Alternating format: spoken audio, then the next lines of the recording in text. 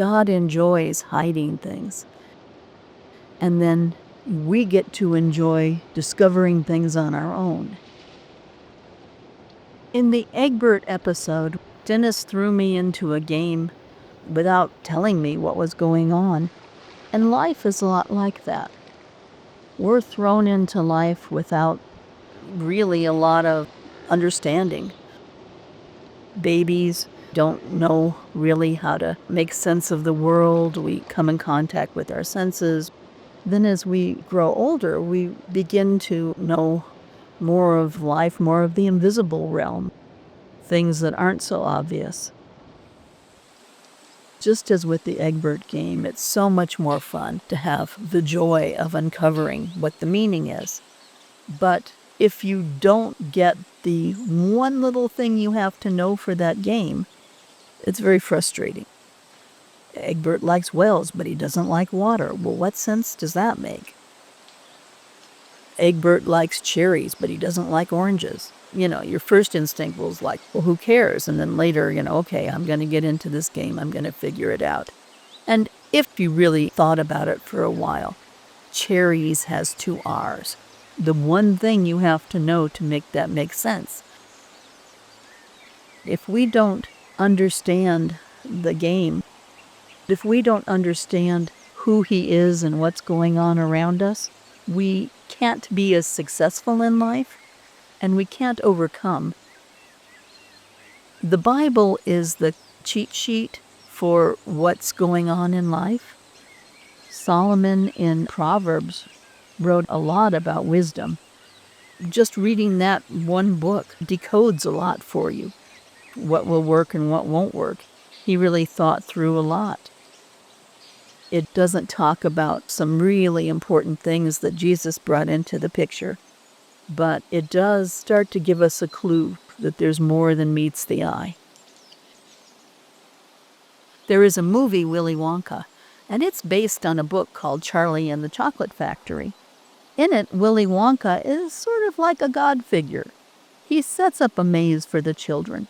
He sets up adventures. He already knows that people have weaknesses. His mazes are designed to find a child able to take over his factory. Only one of the children will pass the test. Who will be able to run the chocolate factory? He felt that only a child would have the imagination to run what he created. One by one, their own weaknesses disqualified them. All of them but Charlie. Charlie was able to see beyond the confines of the game, and he was real, and he told the truth. Jesus came and showed us what God looks like. Jesus wept. He sat with the sinners. He sat with the people that were the rejects of the world.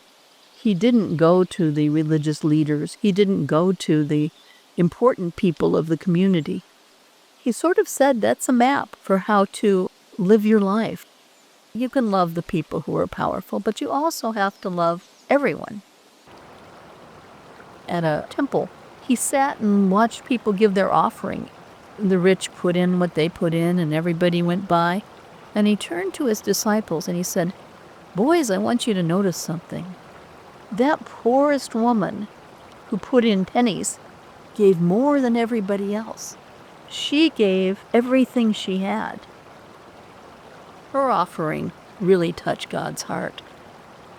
Stunned the disciples. When I was a kid, I knew people who mirrored to me that, oh, you have to cheat to get ahead in life. Everybody was being cagey. I thought you had to be cagey to get through life. Then I found Jesus, and he said, oh no, that's not the way. It's the way of love is the way that's going to lift you up. I think of again my husband, Dennis. He had been the head of a library. He served everyone around him as well as he could, and it was a poor community. There was a lady that came in. She looked like she was straight out of the movie Grapes of Wrath. She had dogs in the back of her pickup truck, and she stuffed Kleenex down her blouse, and she loved to read about British monarchs, and Dennis helped her. She recognized he was sharp. And her daughter was the head of hiring for a university. And she said, my daughter's looking for someone to teach classes. And she connected my husband with her daughter. And my husband went on to teach college at the university and was an advancement in his career. He never thought of her that she would be the person that would advance his life. That never occurred to him. Dennis had that effect on people. It's in the spirit of what Jesus taught. And many times in our lives, I found that to be true. In Willy Wonka, Charlie wins the grand prize of the chocolate factory. But in life, we win the grand prize of a real relationship with the creator of the universe. We have to figure out as we go along what's God's voice, what's our voice, and what's the voice of false spirits. You can work to be clever, or you can work to be kind. It's not just given to us. We have to uncover all of that. There's more than meets the eye.